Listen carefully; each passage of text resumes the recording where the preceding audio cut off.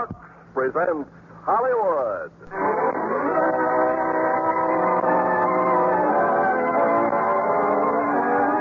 Lima Brothers Company, the makers of Lux Toilet Soap, brings you the Lux Radio Theater, starring Janet Leigh, George Murphy, and Donna Corcoran in Angels in the Outfield. Ladies and gentlemen, your producer, Mr. Irving Cummings.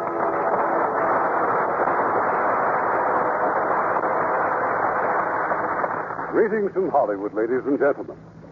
Tomorrow night, our own Hollywood stars open their baseball season at home. And next week, the first baseball will be pitched in the Eastern League. It will be a while before we know which teams will end first and which last. But in tonight's play, Angels in the Outfield, we will tell you about a team which started 7 and steadily got worse until they received some unusual heavenly help. And as our stars of this whimsical comedy for Metro-Goldwyn-Mayer, we have George Murphy. And in their original roles, Janet Leigh and Donna Corcoran.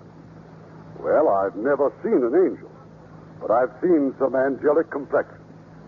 I guess you'd call them angelic, those smooth, fresh, Lux lovely complexions that our Hollywood actresses are so proud of. They love that fresh, radiant appeal that they can be sure of with Lux Toilet Soap regular. Those Lux facials are so wonderfully easy, and yet so effective. Now, Angels in the Outfield, starring Janet Leigh as Jennifer Page, George Murphy as Guffey McGovern, and Donna Corcoran as Bridget.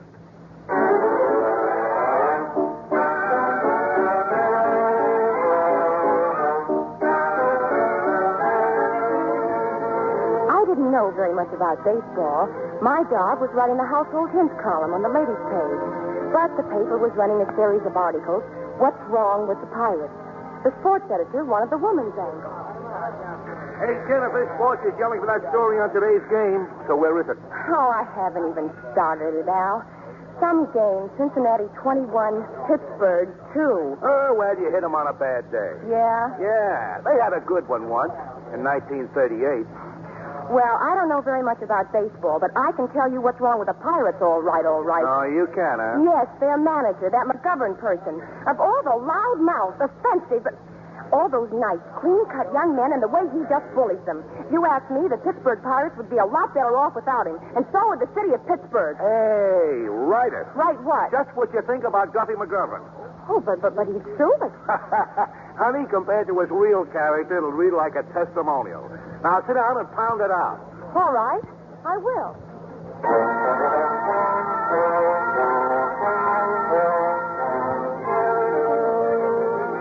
The sports editor must have liked my story. He said he wanted more of the same personal stuff about Guffey McGovern.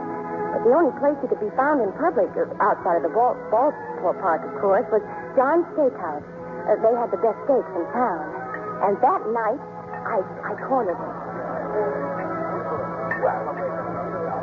Well, what do you want? I'm Jennifer Page. I wrote that story about you this morning in the Messenger. And if you so much as lift your hand or start to curse, why, I'll... You're what? Well, didn't you read it? All I ever read is the box scores. Oh, well, I began this way. Quote, Aloysius X. McGovern, the evil-tongued orator of the baseball field, is a surly, unbred goat whose mouth should be washed out regularly with a strong detergent. Well? Don't ever call me Aloysius. You mean you're not even mad? Dogs have fleas, managers have sports writers. Oh, but I'm not a sports writer. But I do have a few facts and figures about your... Oh, don't put so much ketchup on that steak. It spoils the flavor. A few facts and figures about your team that might be interesting. Yeah? Yeah. When an entire team goes as sour as the Pirates, well, Jimmy, I look around for a reason. And I look right at you, Mr. McGovern. And what do you have to say? Well, say it. Boo. What? Boo. Thank you. You've been very cooperative. Good night. Hey, waiter. Give me some more ketchup.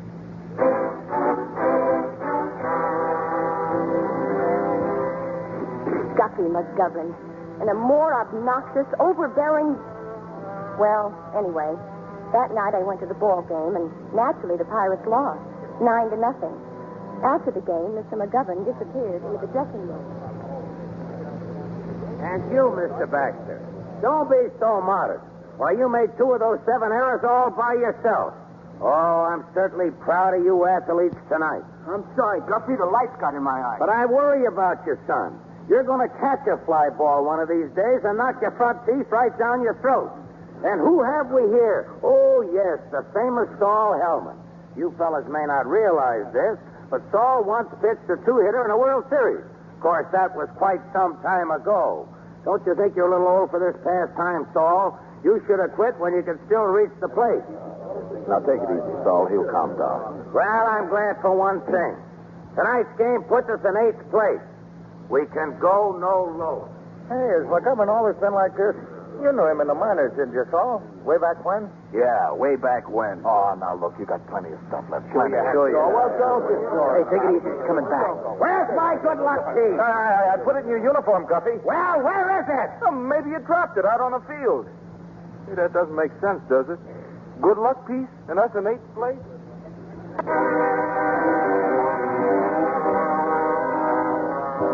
Well, that's why Guppy McGovern left the dressing room and went out to the empty field. The lights were all out, but the moon was full. And Mr. McGovern got down on his knees and started to search for his good luck piece. Mr. McGovern was talking to himself. And a few of the things he said are repeatable, such as... Empty-headed bucket brain. Don't tell me I lost that good luck piece. You've misplaced it somewhere, you half-witted, lame brain. Oh, shut up for a change. What? Who said that? Who are you? Close your fat mouth. I want to talk to you. If that's some wise guy in the public address system, I'll bust his snoot. You bust nobody's snoot if you know what's good for you. You've been busting snoots and polluting the air with your foul talk long enough. Frankly, we're fed up. Is that so? And who are you, might I ask? An angel. How's that? I'm an angel. Now, let me get my hands on him. I'll make an angel out of him. None of your wits or I'll boot you over the center field wall. I can get just as tough as you. Remember that. I'll murder this guy. The angel Gabriel's taken a personal interest in you, big mouth. It seems someone down there's been sending up a lot of prayers on your behalf. One punch. That's all I ask. One punch. But before he answers those prayers, there are certain rules, McGovern, and I'll give them to you back. Look, wise guy, I'm going to find out who you are if I got... As I was saying, rule number 1, cut out the blasphemy. Number 2, quit making life miserable for everyone around you. Number 3, and this is important, love and stop slugging thy neighbor. Do you hear me? I hear you fine. Now stand still and listen, or I'll blast you with a bolt of lightning. See? Don't rile me, boy. Don't rile me. Brother. Now, I'll make a deal with you, loudmouth. Lay off swearing and fighting, and I'll win you some ball games. I might even win you a pennant. You play ball with me, and I'll play ball with you. How about it? Well, how do I know you're what you say you are? Thunder and lightning's not enough, huh? Okay, Aloysius, you trusting soul, look for a miracle tomorrow night in the 3rd inning. What kind of a miracle? Tomorrow night in the 3rd inning. Hey, now, wait a minute, will you? And just then, in the moonlight, a feather floated down from nowhere. It could have come from a passing seagull, if seagulls ever fly over Pittsburgh. Or it could have come from an angel's wing. Well, anyway, Guppy McGovern stared as it floated down, and there on the ground, where it landed, was his good luck piece.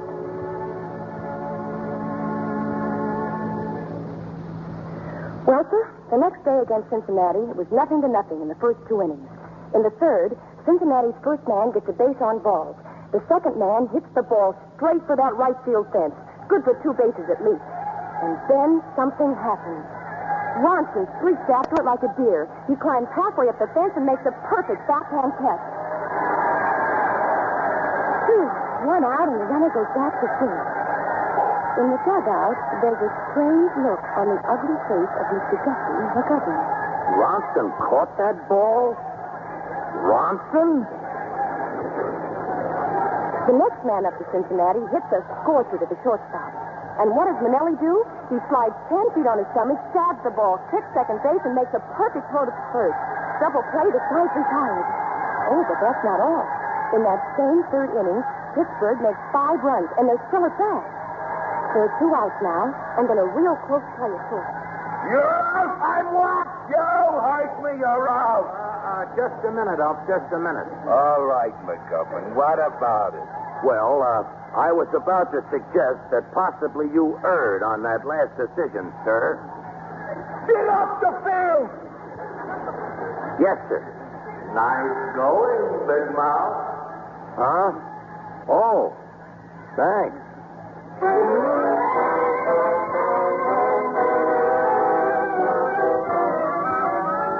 Pittsburgh won 12-0. Then they left town and went on the road. They won 10 straight games. Oh, yes, the Pirates had come to life. And Guppy McGovern was a changed man. Well, the team was in 6th place when they played the Braves in Boston. With the 9th inning, the Pirates were leading 8-6. And then, of course, the inevitable happened. Something known as a rhubarb. In no time, players from both teams were on the field, and in the center of this activity was Mr. McGovern. But so gentle, so polite. Now, fellas, please now. Just take it easy. I'll handle this, gentlemen. Get out of my way, you bow-legged ape. That was the manager of the Braves. And that ill-timed remark was just too much for Mr. McGovern. He started out with... You fat-mouth donkey, you buckethead. And proceeded from there, as only Guppy McGovern could. They say the grass in the infield turned blue. Well, I can't vouch for that, but I can for the fact that the Pirates lost the game.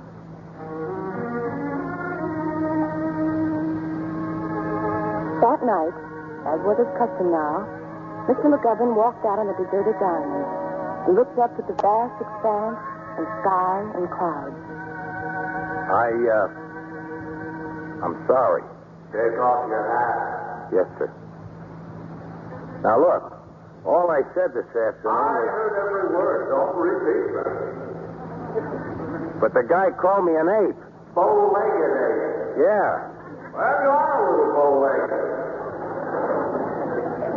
Well, what am I supposed to do? Take it as a compliment? The English language has a total of 698,000 words. We ask that you avoid 100% of these, which at the moment seems to be your entire vocabulary. Okay. I keep my trap shut. I'll win all my ball games, huh? Now, wouldn't that look a little ridiculous, the Pirates winning every game? Yeah, I guess it would. Besides, we have other things to do, you know. A lot of the time, you'll be on your own. But when you need us, we'll be in there pitching. Yeah? Who's we? Me and my boys, the Heavenly Choir Nine. Ball players? Sure. In heaven? There are plenty of ball players in heaven. Well, what do you know? But very few managers.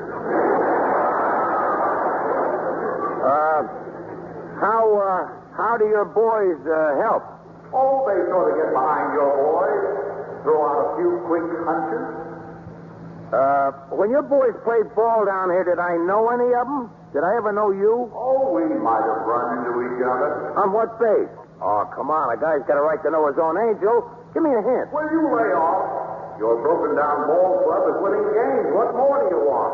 I'll see you around. Goodbye. Now, wait, listen. I said goodbye, and keep your nose out of things that don't concern you. All right. Don't go away sore, huh?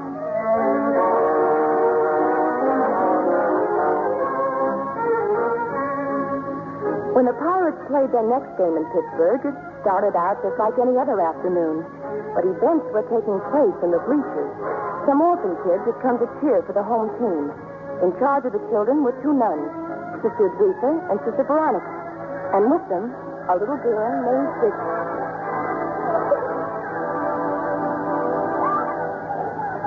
Who's pitching, Sister Edwitha? I think that's Mr. Markey, dear. 1-4, lost 6. No control. Oh, don't worry about Martin. He's super. Let's go, Marty. Show him what you did in Boston. Pass the peanuts, Bridget, dear.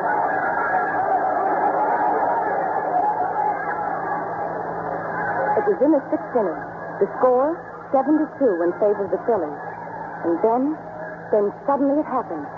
Bridget, the little girl, saw something. Look at the angel behind Mandicott. What did you say, dear? The angel behind Mandicott. Oh, and there's one behind Ransom, too. And Rockford and Miss Indy. Well, he's running back of everybody. One what? Angel. Get her out of the sun. Yes, come along, Bridget. Let's move back a few rows. How do you feel, dear? Oh, I feel fine, but I still see him. Angel. If people should hear you, dear, you'll get us in trouble. But I still see him, sister, big as life. In the outfield, in the infield, and even on top of the scoreboard. Bridget, do you want us to leave and not come back? Oh, no, please. Very well. Now, no more angels.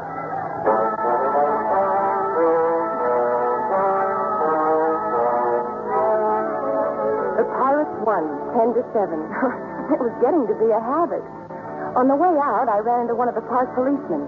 It seems he had overheard the little girl in the bleachers. The orphan who saw angels. Oh, it was a real break for me. Well, the next morning, when Guppy McGovern opened his door and reached for his morning paper, he had quite a shock. Angels help pirates win, says Orphan Moffat. McGovern team gets celestial aid in defeating Phillies. And 30 minutes later, he was at the home, St. Gabriel's Home for Orphan Girls. I'm Sister Edwitha, Mr. McGovern, Mother Superior. Well, I'm pleased to meet you. Now, about that kid, It's about Bridget. How the paper got the story, I have no idea. But I think it's best for all concerned that we just forget all about it. Yeah, but, well, excuse me, sister, but you don't know baseball fans. See, the fans want answers, see, and I'm the manager. I got to supply them. A little girl sits too long in the sun, and she thinks she sees something. Surely you don't believe they were angels? Me? Well, would it do any harm just to talk to her? I don't want the child excited. Oh, I won't. No, ma'am. I promise. I've sent for her. She's waiting just across the hall. You may go in, Mr. McGovern. Oh, thanks. Thanks. Much obliged. Hi, Mr. McGovern. I'm glad to see you. Well, kid, did you read this in the paper? It says here that yesterday you saw angels. But I did. You're sure, huh? How did you know there were angels? Well, by their wings, Mr. McGovern. Wings, huh? Well, sort of like wings. No baseball uniforms? Well, sort of like uniforms. What color socks? I couldn't see. Their robes were too long. How many were there? One behind each player. The Pirates, I mean. And one on the scoreboard and one in the bullpen. Was there one behind me? Uh-huh. Is he there now? Who's that? That statue? Yeah, the statue. Why, that's St. Gabriel. It figures. Look, about the other kids, your friends. They didn't see anything, huh? Just you. Now, why was that, do you suppose? Maybe because I've been praying for you. Me? You've been praying for me?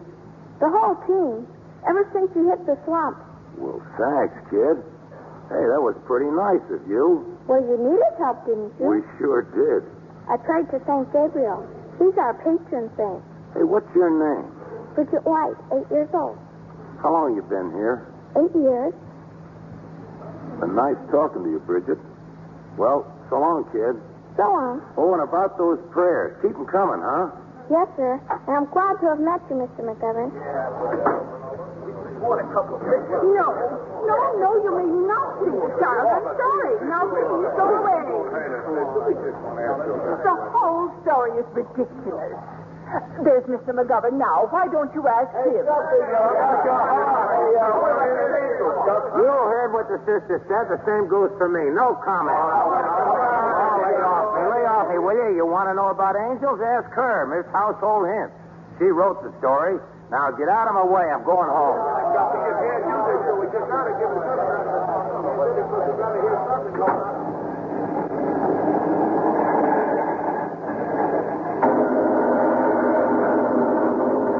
Now what did I do?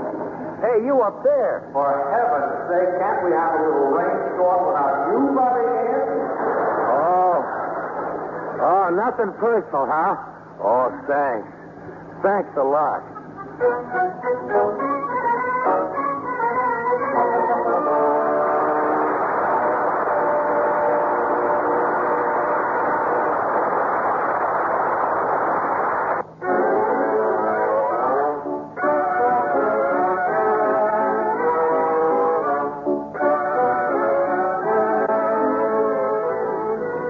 One thing was certain.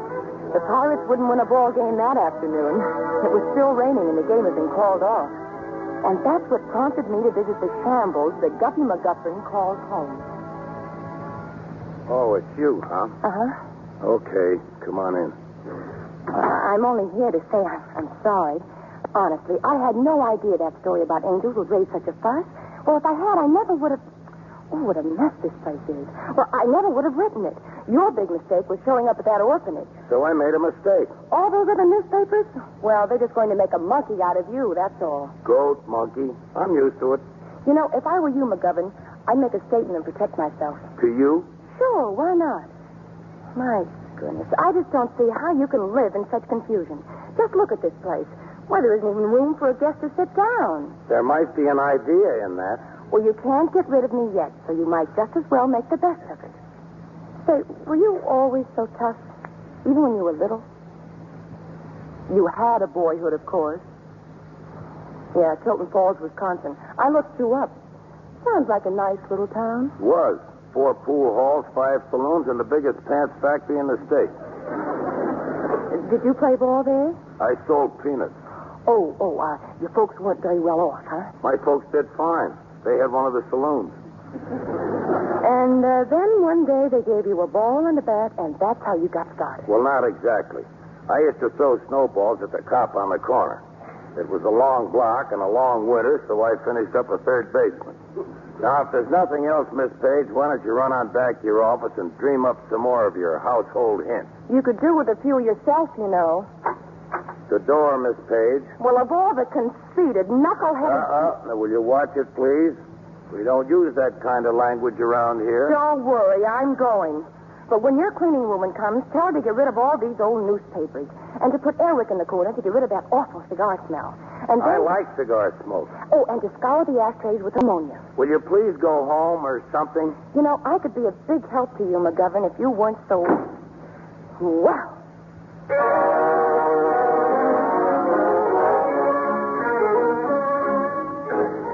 Well, a long walk in the rain helps me to cool off. Before I knew it, I found myself at the St. Gabriel's home for orphan girls. I had a nice talk with Sister Aretha and little Bridget, and I got permission to take Bridget to the baseball game the following afternoon.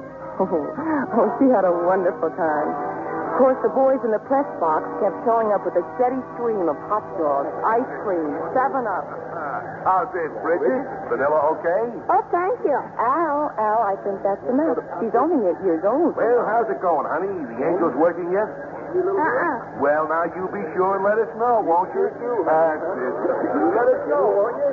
Do you live all alone, Miss Page? All by myself. That must be nice. Why? I mean, instead of having a lot of kids around all the time. Oh, well, that depends. I always say, why not live alone if you can live alone? Take like if you had someone around the house all the time, you couldn't even come to the ball game when you wanted to. Well, not unless I brought her with me. Oh, look. What's the matter? They're warming up. Who? The angels. Oh, now, Bridget, no. Here they come, out on the field. Bridget, there's no one on that field except the players and the umpires. Can't you see them? There's one behind every player. Oh, come on. We're getting out of here right now. Look, fellas, we're leaving. Now, Barbara is Stewart. Bridget, how many angels? How many can you see? 9, and 1 extra for Mr. McGovern.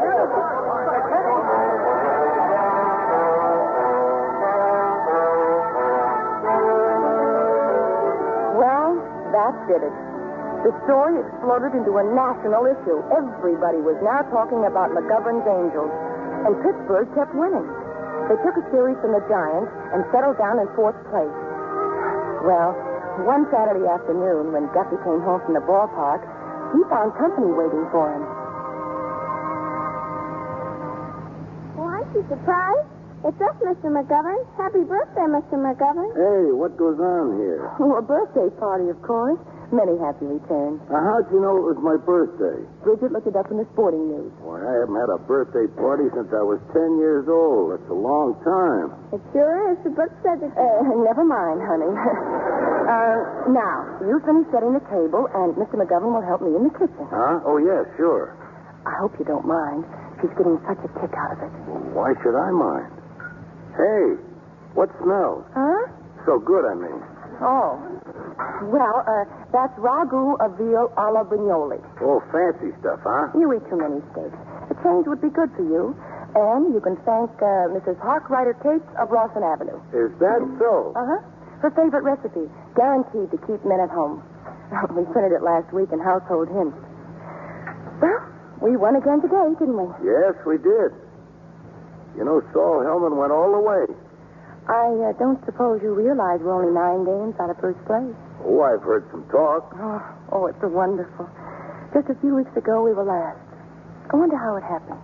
Angels? Oh, no, I'm serious. It's my theory that you've done it. Me, huh? Sure. The Pirates are playing as a team now. You're not losing your temper, you're not yelling your head off, and you're not swinging on people. Sister Louisa says never swing on people. You should turn the other cheek. There, you see? Well, I guess we can sit down now. Here's your present, Mr. McGovern. This one's from Jennifer.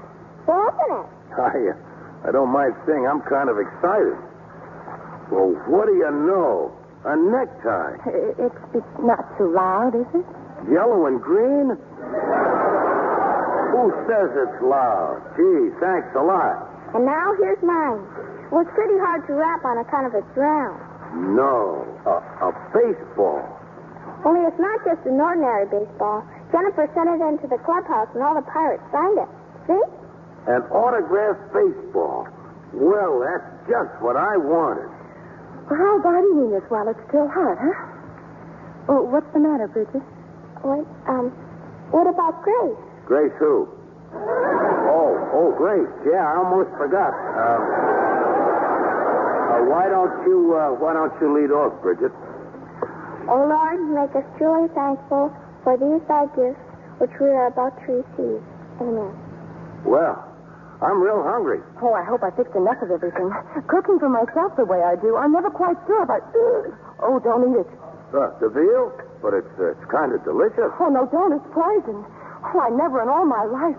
Mrs. Harkrider Cates of Rawson Avenue is certainly going to hear about this in the morning. Keeps men home, does it?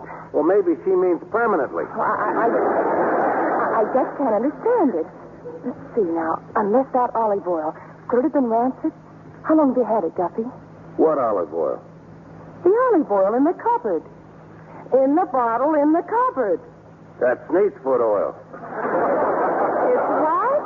Not olive oil, neat's foot oil. I rub it on my glove. Keeps the leather soft. Well, of all the... What's it doing in the kitchen cupboard? Well, I got to put it someplace. It's wonderful for gloves. Well, it certainly doesn't do anything for veal. The peas are fine.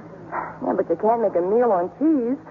Oh, I feel awful. I should have looked at the bottle. I always look at the bottle. I don't know why. This time I just... Now, wait a minute. This is my birthday, and I'm not going to have it spoiled by Mrs. Harkrider Gates of Rawson Avenue. Grab your things, Bridget. We're going over to John's Steakhouse.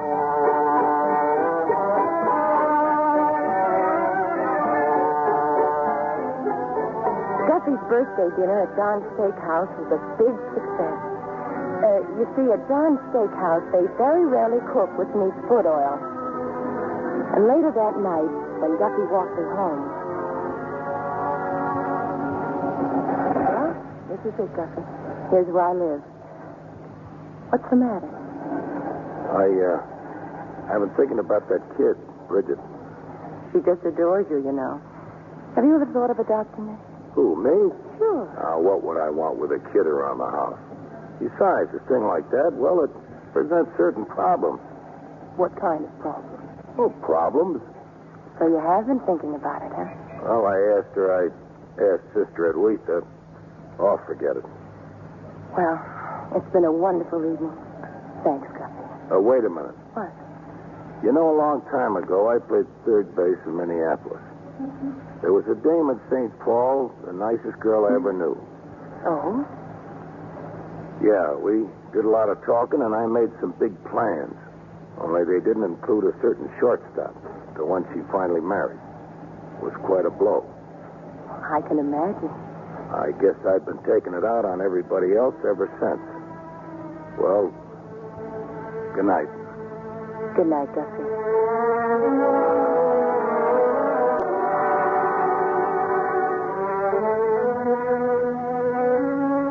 In September, the Pirates were leading the Giants in the final series. They needed 3 straight games to win the pennant. It was during one of these games, in the 9th inning, that I shouted to Guffey from the stand. He was coaching at first. And just as he turned to look at me, the batter hit a hard foul ball. Guffey stopped it with his head. It didn't knock him out, but he took quite a wallop. After the game, a lot of the reporters were waiting to see him. So you're okay, huh, Guff? No permanent injuries? I've been hit on the head 20 times. I feel fine. Hey, you see any angels out there, McGovern, or just stars? Now, let me tell you guys something. I never seen an angel in all my life. But I talk to one regularly, all the time. Well, what did you say? Oh, no, Guffey, no. Sure. You talk to angels, huh? That's right. Oh, come on, Hey, Mark, Guffey. can we quote you on that? Well, why not? An angel sits in back of me in a dugout every day. Oh, let me out of here, Guffey.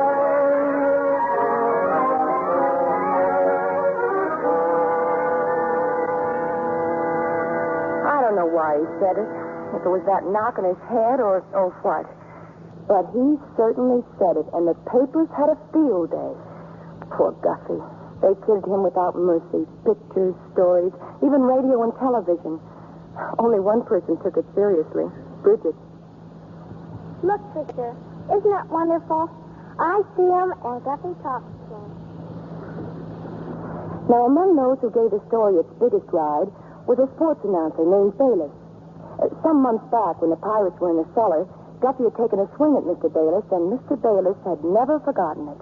And one night on the radio... And his latest little stunt is an unqualified admission to the press that he converses with angels. That's right, angels. Oh, for heaven's sake, to me you were that hit in the this is head. You could have said anything. Wait a minute. I want to hear this. Manager of the Pirates is unworthy of the high position he now commands.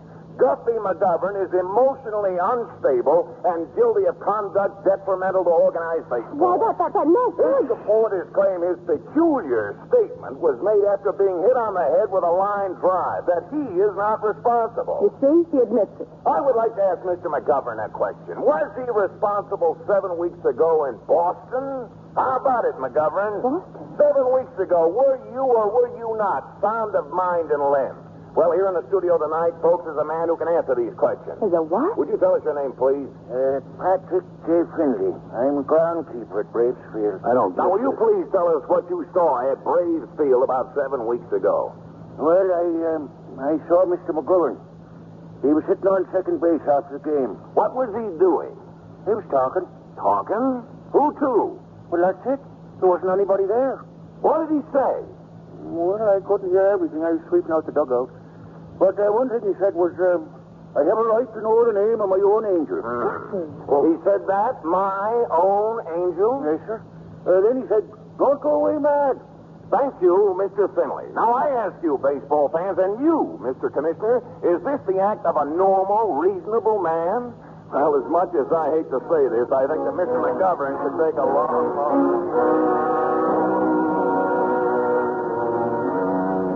I didn't see Guffey after the game that night. Nobody seemed to know where he'd gone. But maybe you know, huh? Well, you're right. Around past midnight, when Forbes Field was completely deserted, Guffey sneaked out to second base, looked up at the sky, and started talking. It's me again. Well, it's about the boys. They're getting nervous, see? All this stuff in the papers about me talking to angels. Who told you to blab about it? Well, nobody. But if this keeps up, they're going to fall apart.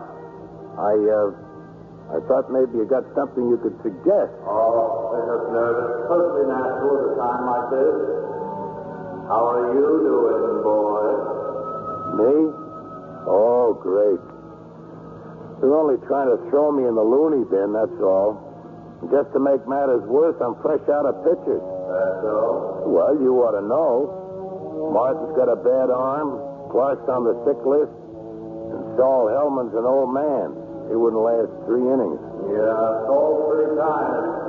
16 years is a lot of pitching in the major league. Well, it's his last one. Next season, they'll want to send him to the minors. That won't make any difference to Saul. He won't be around next season. What? We're signing him up in the spring. Saul? Oh, no. Yeah, everybody gets to play up here sooner or later. But Saul, we were friends, pals. At least we used to be. He was a great pitcher once. He pitched a 2-hitter in the World Series. Yes, I know. I was there. Good night, McGovern. Yeah. Good night.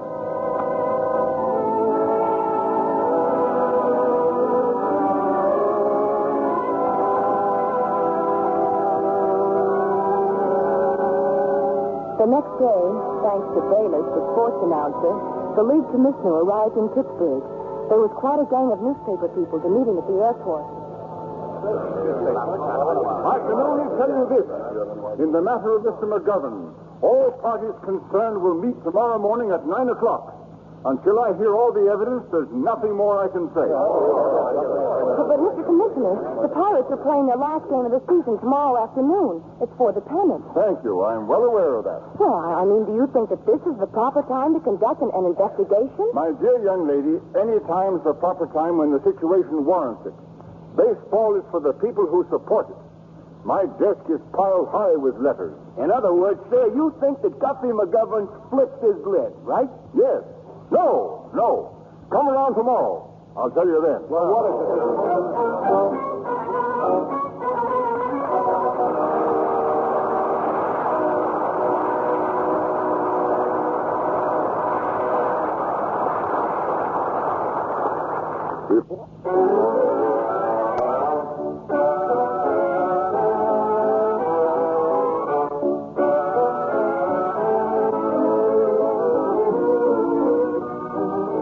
Guffey's hearing was more like a courtroom trial. The investigation hinged on 2 points. 1, are there such things as angels? And 2, is it possible to talk to them? Now, how long have you been practicing psychiatry, Dr. Blaine? 18 years, Commissioner. Well, you've heard McGovern's account of how a group of angels helped his ball team. How did his story impress you? Well, originally man worshipped the sun, the moon, or stones and trees. But with the rise of religion, man felt the need of a closer alliance with the Supreme Being. So he invented the angel. Invented? Precisely. Just as a hurt child will run to its parents, so will man turn for comfort to a belief in angels. Mr. Bayless? Yes. Now, when this belief takes the form of actual conversation with angels, Doctor, what's your professional opinion? I'd prefer not to say, Mr. Bayless, but I'd be very happy to see Mr. McGovern in my office. Well, Mr. Commissioner, Well, McGovern? I'd like to introduce 3 witnesses for the defense. Why, of course. You gentlemen over there. I don't know any of them, Mr. Commissioner. My name is Guppy McGovern. I'm Dr. Danford of Trinity Church. Rabbi Alan Hahn of Temple Israel. Father O'Houlihan, Church of Our Lady, Queen of Angels. Well, thanks. Well, I suppose you know the general idea in back of this hearing, so what do you think about it? I mean, do you suppose there might be angels? Lead the way, Dr. Danforth. Well, to deny the existence of angels is to deny the word of the Holy Bible, which is specific on the subject. From the ancient Hebrew text, we have the words Beni Elohim, the sons of God, Gedushim, the holy ones, and how do you pronounce it? Malachim. Malachim. Thank you, Rabbi. And Malachim, the messengers. Now, all of these may be translated angels. You'll check me on that, Rabbi Hahn? It was an angel who guided the children of Israel to the promised land. And in Psalms, we again find an angel, the protector of man. Angel of the Lord encampeth around them, and so forth. Father O'Houlihan? Seeing as how there are whole coveys of angels flitting through the pages of the Holy Scriptures, both Old and New Testament, I don't see how I can get out of saying I believe in them. I imagine the commissioner does, too. Now, please, just leave me out of this. Father, do you also believe that angels play baseball? Well, now, son, considering all the great wonders that angels have performed, I'd be much surprised if they couldn't play baseball. But would they? Is it likely that a group of angels would lend support to a man like Guffey McGovern? If a man should have 100 sheep, and one of them should go astray, does he not leave the 99 in the mountains and go and seek that which has gone astray? That's from Matthew, son. And besides, the Lord isn't as small-minded as some of us mortals. And now, Mr. Commissioner, I had a short talk with Rabbi Hahn in the elevator, and we both discovered that we're seeing a ball game at 1:30, so if you don't mind. Oh, not at all, but you'd better hurry. No, and if Dr. Blaine would care to see me in my office, I'd be very happy indeed. Hey, fellas, why are you sitting? Well, gentlemen, I've listened to both sides, and frankly, I'm baffled. I'm sure we'd all like to believe in angels. I know I would. But if I only had just one tiny bit of concrete evidence, no matter how... Oh, excuse me. Are you sure you're in the right room, sister? I think so, Mr. Commissioner, and I'm sorry I'm so late. This child is Bridget White. She wants to testify for Mr. McGovern. Mr. Commissioner, a minute ago you were all set to make a decision. Now let's get on with it. I don't want anyone hammering away at this kid. Sister, won't you please get her out of here? Mr. McGovern, what are you afraid of? Huh? Well, okay, kid.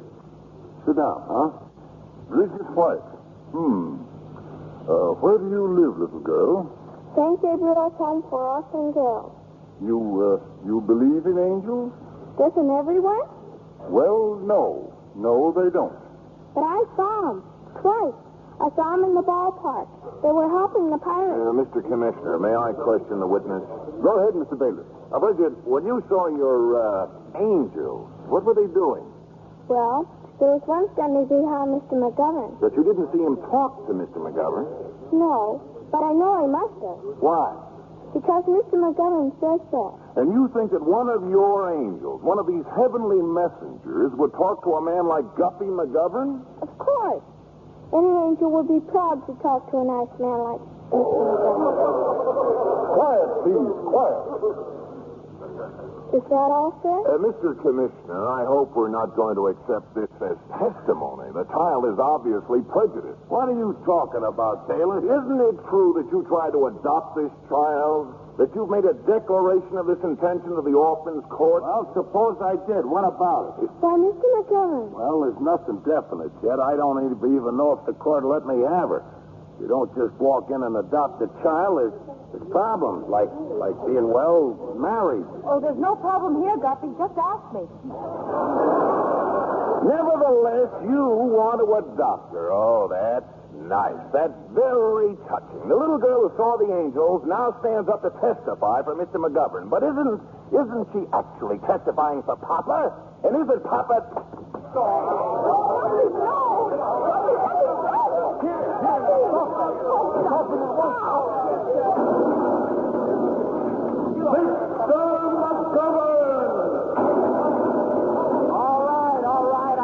The first time, but I'm not going to let this pinhead... I say order! Thank you. Gentlemen, I think in view of the facts, all things considered, this case is dismissed.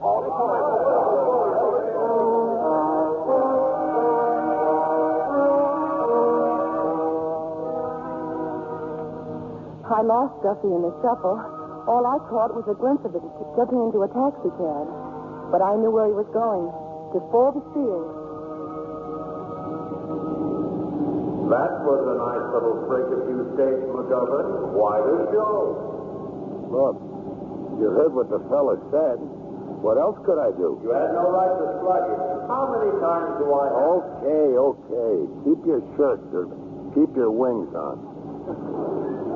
I only hit him once or twice. You completely destroyed his bridgework. Well, I'm sorry. Send me a bill. Well, you ought to be sorry, because when you busted that bridgework, you also busted our little agreement. Agreement? We're through with you, Guffey. Oh, please. Now, don't make jokes. It's no joke. We're finished. Look, a pennant's hanging on that game today. You can't walk out on me now. I need you. Kind of a shame, isn't it? But don't worry. You've been on your own lots of times the last 8 weeks. But I don't like to be on my own. I'm not happy on my own. I'll let you in on a little secret. You've learned something, Guppy. You don't know it yourself yet, but you've learned there's more important things in life than winning ball games. We're a little proud of you, boy. Well, skip the proud routine and just be at Forbes Field at 1:30. That's all I want. Sorry, can't make it. And tell that cab driver to slow down. He's making me nervous. A dirty trick. Who ever heard of an angel who would stoop so low and do such a low-down, dirty... Now, listen. Now, wait. Come back. Look, just for a minute. We're here, Mac. Ford Field. Oh, thanks, cabby. What do I owe you? Nothing. Just tell me one thing. Who was you talking to? You mean my angel? Oh, he's nothing but a feather merchant. After all these weeks, he picks the day to run out.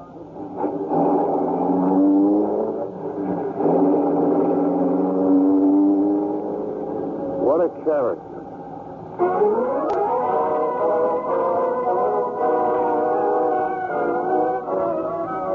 I guess you're wondering what happened that memorable afternoon at Forbes Field when the Pirates played the Giants for the pennant. Well, this much I can tell you. After 8 innings, the score was 2-1, Pittsburgh. The pitcher, Saul Hellman, all the way. But Saul was old and tired, and in the 9th inning, they really got to him. Mr. Bayless, of course, was back in the press box, describing the game on the radio.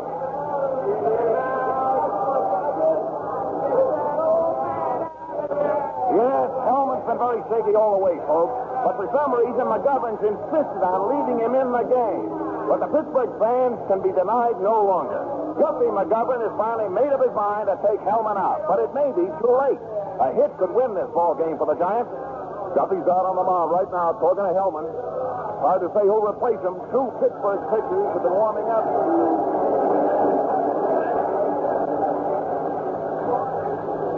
What do you think, Saul? Can you do it?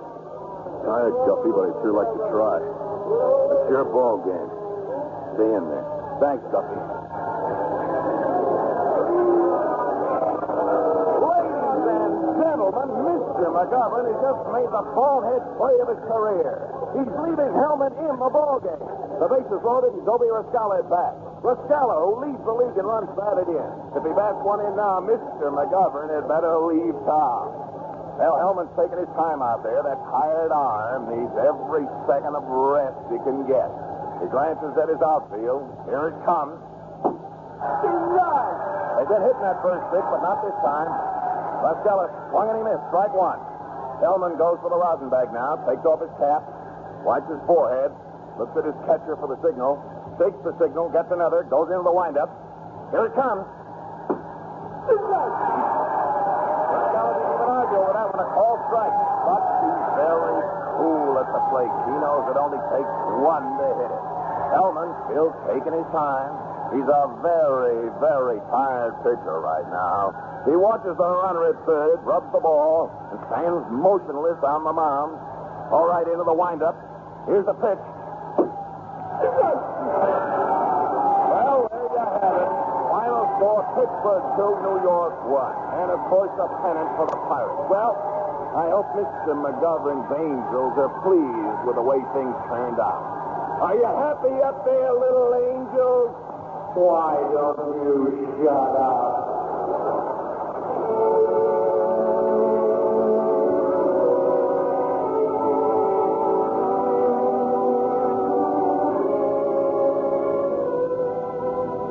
Long after the game was over, we were still at Forbes Field, just the 3 of us, Bridget, Duffy, and I. It was dark now. The grandstand was empty.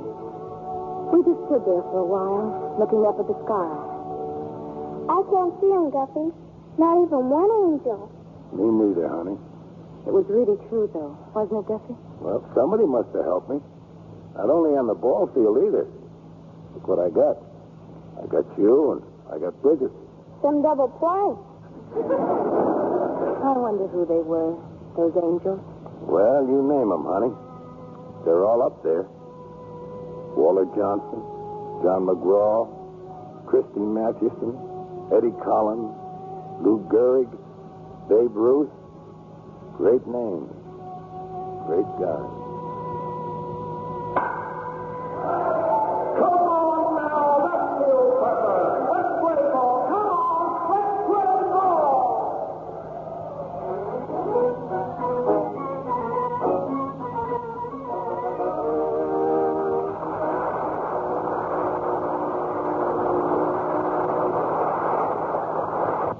Now, Mr. Cummings with our stars. And here they are, two angels and a cherub, for that heavenly applause.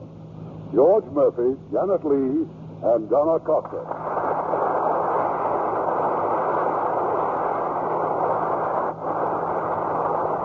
Well, where has Hollywood's ambassador of goodwill been lately, George? Oh, I'm just sort of a roving troubadour, Irving. I speak for my supper here and there. Such belittling and such nonsense. Beside all the wonderful public relations work you do for our town and our industry, how about President Eisenhower's inauguration? What office were you running for, Mr. Murphy? Oh, I wasn't running for any office. I just had the great privilege and pleasure of being in charge of the entertainment for the inaugural festivities. You see, Donna, George is a very special person. He tells other people about our wonderful motion pictures, our beautiful California, our lovely Lux girls. Particularly MGM Lux girls, like Janet and Donna here. I certainly am a Lux girl, George. It's my favorite complexion care. And how about you, Donna? My Lux girl, if I wash my face every day, If you use Lux soap and water, then I'll film on for years and years. You see what I mean about these MGM girls? And then there's Lily, young Beth, confidentially Connie. Who are they? I know Lily is a charming picture co-starring Leslie Caron and Mel Ferrer. And young Beth is just great with Gene Simmons, Stuart Granger, and Deborah Carr. And confidentially, I'm Connie, co-starring with Van Johnson. Wow.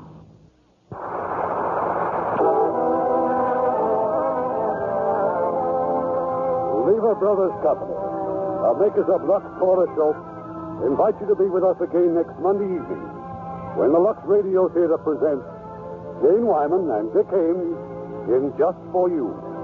This is Irving Cummings saying good night to you from Hollywood.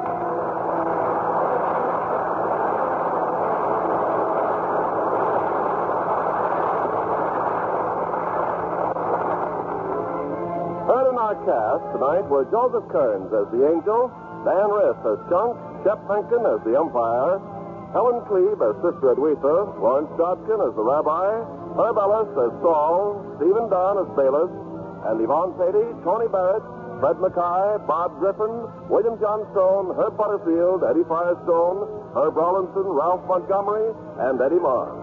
Our radio play was adapted by S.H. Barnett, and our music was written and directed by Rudy